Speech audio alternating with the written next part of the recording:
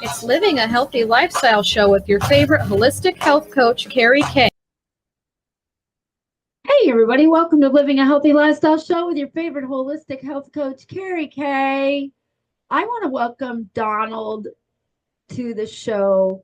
This is Donald L. Dowridge Jr., and he's my soul Santa, and he has some soul Santa stories coming up. So a little bit about him. He was born in Baltimore, Maryland, and he is retrieved from the foster care system. So that's really a very, very interesting part of his story. But he was transported to the south of the Bronx, where he lived for just 6 months or 6 more harsh, abusive years at the hands of his biological father. And he's taken his ministry and his experiences to Tampa, Florida, and he's already made that tradition, and he's already doing all kinds of books and stuff. This book that we're going to be talking about a little bit is The Power of Being a Winner. It's one of my favorite books that I read. Welcome to the show, Soul Santa, Donald Dowridge. How are you? Ho, ho, ho, Merry Christmas. I came all the way down from the North Pole to be with you today. Thanks for having me on. Ho, ho, ho, ho. Merry Christmas. So how are you today?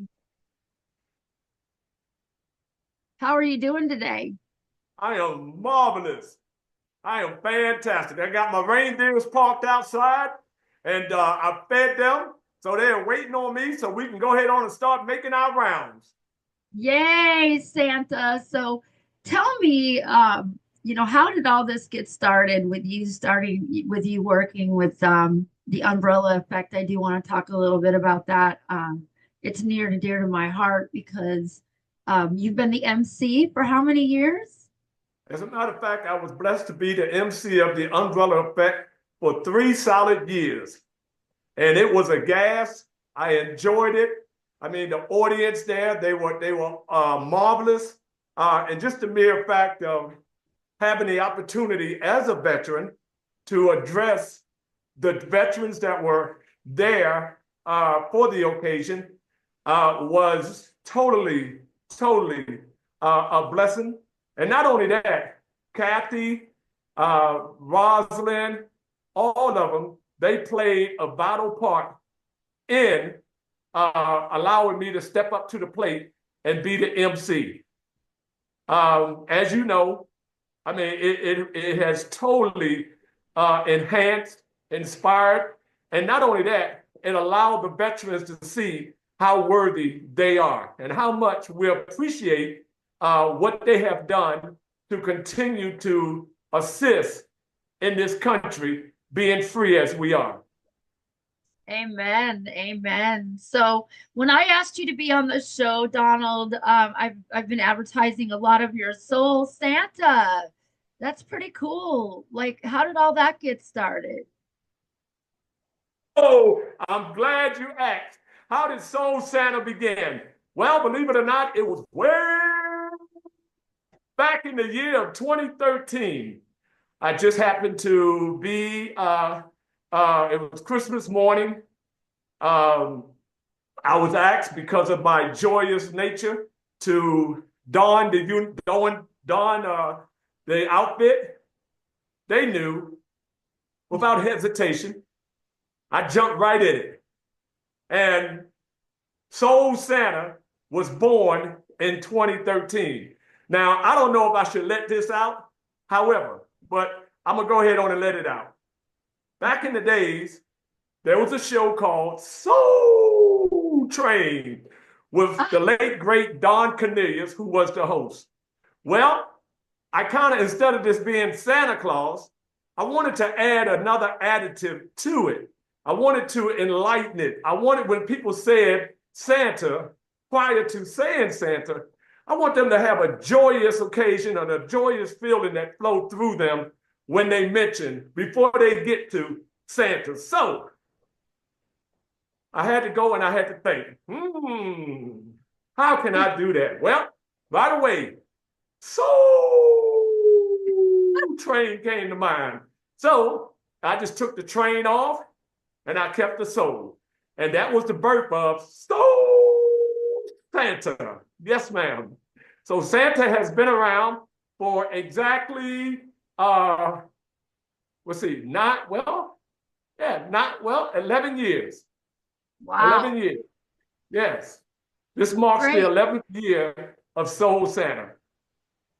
Well, that's great. I wanted to talk a little bit about the books that you've written and how you've inspired so many people to the power of being a winner. When I read that book, I was going through some really, really hard times. I was also kind of questioning myself on whether or not I could do the assignment that God had put before me. So tell us a little bit about your books, and because I know you've written a couple of them and I just have the one, but I really love that power of being a winner. Share with us where that inspired you to write that book and do that series.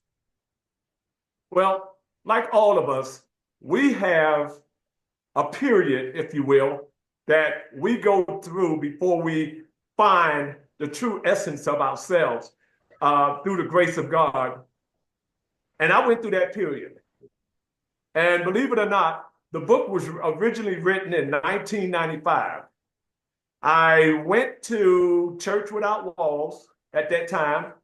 That was Pastor White and Paula White, and I forget her husband's name at the time.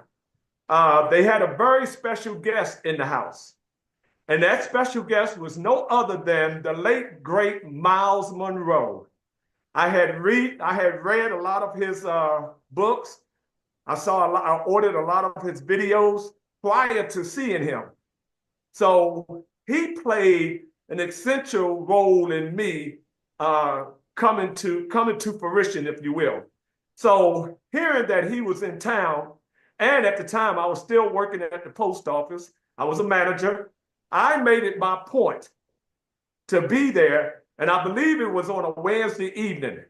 Well, I went there, I sat on the front pew, and I heard every word that Mr. Monroe said, and it just went through my body as if it was like blood flowing through.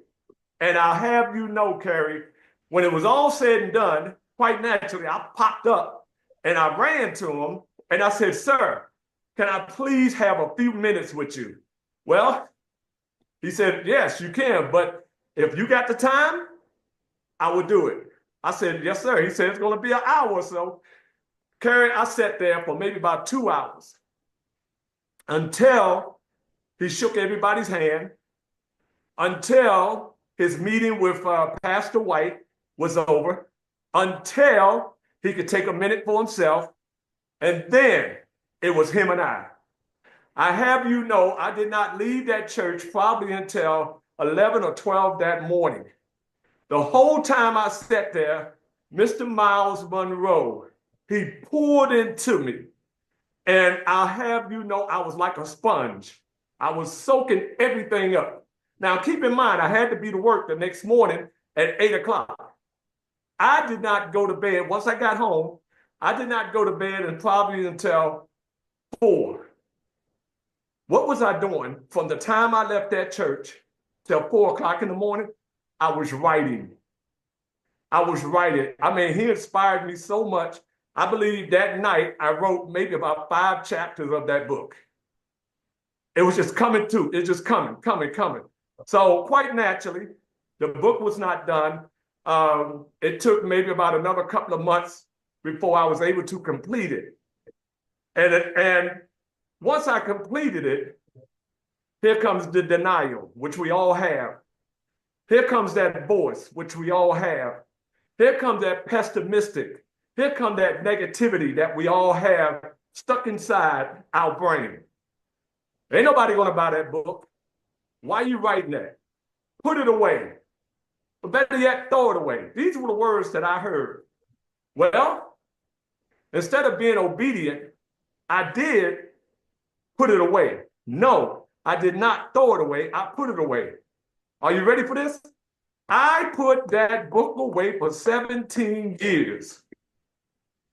17 years that book was stashed in my drawers. At one point, I had totally forgotten about the book. Well, 2013 comes along, or should I say 2012 comes along, and I take the book to watch night, which is December the 31st, 2012. I take the book, the manuscript, rather. I took the manuscript to church with me, and I prayed over it. June of 2013, the book emerged. God is so good. Not only did the book emerge, it emerged in 5 different languages. It came out #1 on Barnes and Nobles. And the sales just sort of kind of went through the roof unexpectedly. I had no idea what I was about to step into. But the responses from the book that I still get today, all these years later, is how many people have been inspired, how many people have been lifted, how many people have taken a second look at themselves, how many people have elevated their life, and despite what they have went through to get to this exact moment of their life, they can definitely say that partially, I ain't gonna say wholly, holistically, but partially, that book played somewhat of a role in their life. Not only did it play a role in their life, but believe it or not, I'm the author. I wrote the book. It still plays a role in my life. Just the mere fact that, as you mentioned in the beginning of the show, where I come from, and to have this book to emerge to the top as it did, was something special in my life. So it helped me to climb over, jump over the nemesis of negativity, to allow me to say through God that, hey, I can accomplish a feat. I can move forth in greatness. I can overcome the obstacles and, of course, resilience. And a lot of times we just have to have perseverance, because as is noted, sometimes it doesn't happen when you want it to happen, but you got to trust in God that in the exact time that is scheduled to happen, it will happen. Sometimes we don't know when it's going to happen. A dreadful example would be this holiday season. Not to bring sadness into the picture, but as we look forward to Christmas, as it's written in the book, nobody knows the day or the time that God will come calling. Once we get to January 1st, 2025, and before I say this, allow me to say that I pray to God that no one disappears during this holiday season, because I know how hurtful it can be. But we as human beings, we do not have the control, or we do not have the remote control of our life per se.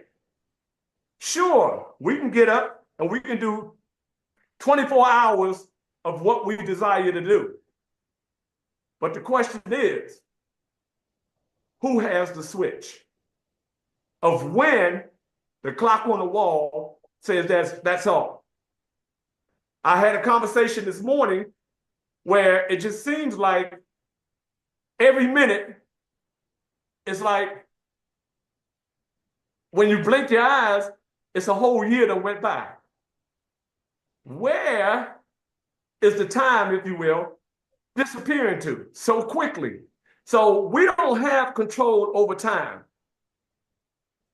but we do have control over what we do within the time that we have. So we all come through some type of issue, some type of pain, some type of agony. But the moral of the story is We are not failures. And so when you talk about the book, The Power of Being a Winner, WINNER, I brought it out as an acronym. The W is basically to wade through the issues. Sometimes we have to go against the tide. I see as such as an ocean, such as a pool. As a matter of fact, I was at Busch Gardens one year, and me being a good swimmer, they have this ride, if you will, where the water just rushes out. So when the water, I mean, everybody's just standing on dry land. Next thing you know, here come the water. It's rushing out, and I'm trying to swim against the tide. Well, quite naturally, the water was coming so fast that the tide took me out. But the moral of the story is, in life, sometimes you have to go against the grain. You have to wade through all the issues that's coming to us, intending to stop us, intending to get in the way, intending to make you comfortable at where you are. So it's one thing to say, you know, tomorrow morning when I get up, I'm going to go do X, Y, Z. Tomorrow morning you get up and your brain says, you know, I'm just going to lay here. 5 o'clock that evening come, now you're saying, darn, I didn't do anything. Another wasted day. So you have to wade through the nemesis that tends to disguise itself as your friend. In reality, is stopping you in your tracks. The I, knowing how to be independent. A lot of us say, you know, I tend to be, I'm a loner. I tend to be by myself. But then you have a lot of us who tend to follow the crowd. Now, when I say tend to follow the crowd, one might think that children do that. Teenagers do that. Adults do it as well. When you tend to talk about gangs, you want to tend to talk about street gangs. But there's a lot of other gangs that we all are part of. But you can be in those gangs, but be independent to yourself. Meaning, you go out, you learn what you learn or what you can grasp, and then you begin to use it for yourself. I spoke earlier about the sponge. You gather this information, and then you turn around and use the same information to educate the masses that are awaiting you. That's independent. Somebody told me, as a matter of fact, it was Les Brown, who I had the distinct pleasure to be his chauffeur for a weekend. And he told me, sitting right next to me in the car, he said, son, this is a lonely business. I questioned. I said, what do you mean lonely business? He said, it's a lonely business because a lot of people do not grasp this life because they want to be a part of. So when you're doing what you're doing, for instance, what you're doing, it can tend to be a lonely life because you have goals that you are trying to reach. You know your purpose. Unfortunately, we have a lot of people that don't know their purpose. They live a whole life with no purpose. And when it's all said and done, sometimes it leads, while that body is laying there, it leads to the pastor, if you will, flipping through the pages of the Bible to say something good about that individual who unfortunately did not take hold of the purpose that God had given them while they were here. And notice, well, we all have what is called peripheral vision.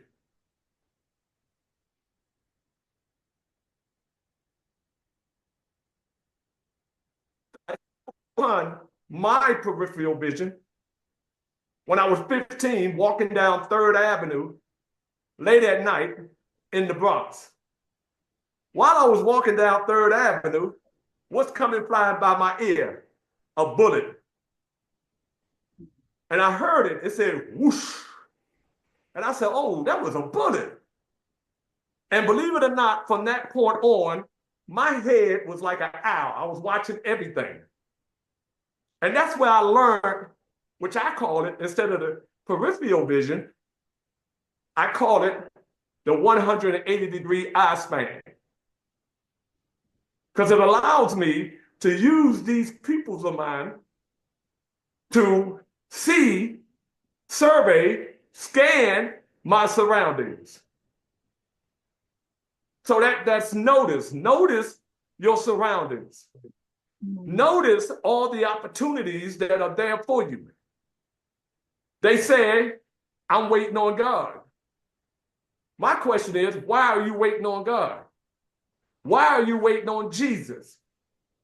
Hush your mouth, Donald Dowridge. No.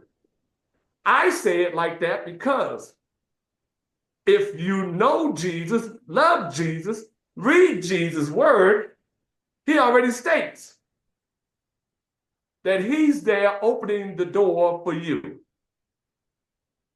So when he's there opening up the door, all we have to do, like the old song said, get up, get into it, get involved.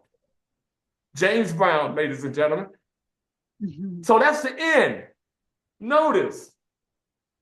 The other end, neutral. Yeah, sometimes we just have to stand back and zipper up and put these on display. Sometimes we have to stand back, zipper up. If we don't have these on display, guess what? We got 2 of these. We can decipher. We can discern what is coming at us. And in that case, we're in a neutral mode. We have what is called in the back of our head a membrane. We have what is in front of our brain, a frontal lobe. It's just like when we eat. Our taste buds on our tongue delivers the taste, whether or not it's good or whether it's not good, if you will. Well, the frontal lobe, it just goes in and sometimes it disappears. How many times have we heard, wait a minute, do you have a brain in there? It just went in one and it came right out the other.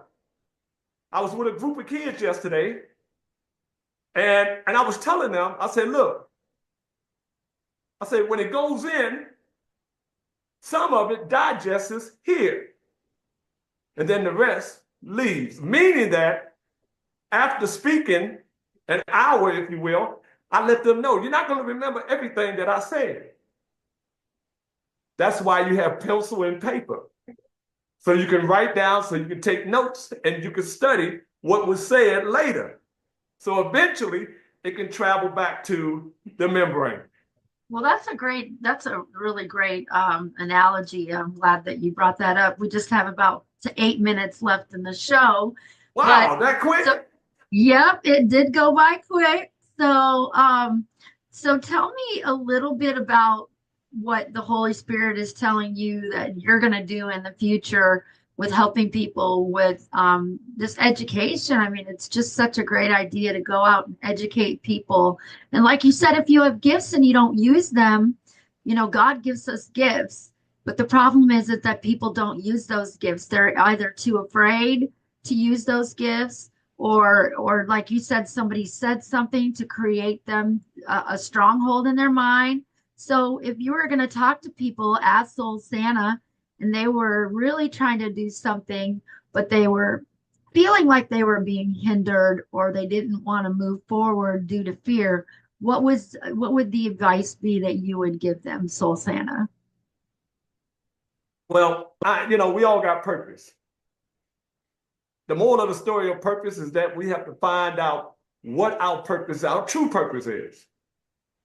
And when we're looking for that purpose, quite naturally, we rely on God to give us the answer. But while we're here, we have to look at, because everybody got something that they love to do.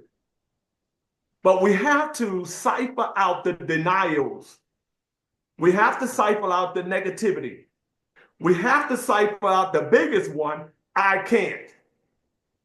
I was telling my group yesterday, I said that when I was 7 years old and I was in the foster care, the next door neighbor used to come pick me up and take me to town shopping with her. From the time she would pick me up on Saturday, take me to in town Baltimore to the Lexington market and bring me back. The whole time she's speaking to me, she's telling me that I'm no good. I'll be dead by the time I turn 30. Why live? I'm worthless. And would you believe I ate that? So much so that when I took on my 30th birthday here in Tampa, that night, prior to going to bed, I was invited out by some friends. I said, nope, I'm not going. And I actually told them, they said, why are you not going? I said, because I'm scheduled to die tonight. They said, what? I said, yeah. I was 29 going on 30. And I actually told them I'm dying tonight. The next morning I woke up with my suit on because I figured, I didn't know about the embalming fluid and blah, blah, blah. So I figured they'd just come scoop me up and put me in the casket and drop me. Well, the next morning I woke up, look at God. I pinched myself while I was laying in the bed with my little suit on. I pinched myself and I said, I pinched as hard as I could because I wanted to make sure that this was not Donald the Friendly Ghost, that this was Donald Dowridge in life. Well, that myth died that morning. So moving forth in one's life, we have to X out all the negativity of what you can't do. And you have to gather that steam to be able to walk strong in the path, on the path that God has designed especially for you. We don't understand that on the day that we were born, all of us, the world stopped and gave us a standing ovation. What are you talking about? Because we all come in with gifts and talents. It says it in Matthew's, gifts and talents. The moral of the story is we must awaken to use the talents and gifts that we have. When I see people back in the days, I think it was during Bush era or somewhere in that era, a lot of people were getting pink slips. What am I going to do? Oh, Lord, what am I going to do? Not realizing the amount of time that they put in on that job, that was preparing them to step out into the world as an entrepreneur. Amen. To take the lessons that they were being paid for and come out in the world and create their own business from working for somebody else, turning themselves into a prima donna entrepreneur. That's exactly what I did. I had to reinvent myself to do what I'm doing. That's what you have to do. I mean, especially when these times come, like where, like for instance, back in 2020, it was a hard time and people just had to reinvent themselves. So I totally agree with you on that. So we got about 3 minutes left in the show. And I was just wondering, is there anything coming up in the future that you're excited about, Donald? Well, I'm glad you asked, and you did ask that question earlier. I went off into a tandem. Pardon me. That's okay. Of course, we're in the season of giving, which is Christmas, and Soul Santa is here to deliver happiness, joy, and smiles on a lot of our faces during this time that we have. Also coming up in February will mark 15 years of portraying Frederick Douglass. I traveled the country portraying Frederick Douglass, which has truly been a joy. It has been a miracle on 34th Street, to be honest with you. Just to be able to learn about this great hero this great African American hero who rose from slavery to the point that he walked side by side with President Abraham Lincoln and all the other extraordinary opportunities that knocked on his door. Not one time did Mr. Douglas say, hey, I'm not interested, I'm not doing it. Until he died on February the 20th, 1895. He constantly moved the needle forward. I am currently reading a book on the life of John Lewis. If you know anything about him during his time here on earth, he had a quote: whatever you do, make sure it's good trouble. Get in some good trouble. That's some great And that is what Mr. Douglas did with his life. awesome. Also, well, we only have 1 minute left, Donald. Okay, I'm in the midst of celebrating 50 years here in Tampa, Florida. Okay. Come January, I will sit down at my desk and I will begin writing my 15th book entitled simply 50. Yay! Representing 50 years in Tampa. Awesome. Well, thank you so much for being on the show today. You had a lot to talk about. We got a lot in just this minute that we have left. So just want to thank you so much for being on the show and giving us your inspiration. And The Power of Being a Winner is just an awesome book. And Soul Santa, get out there and make kids smile this Christmas, okay? God bless. God bless.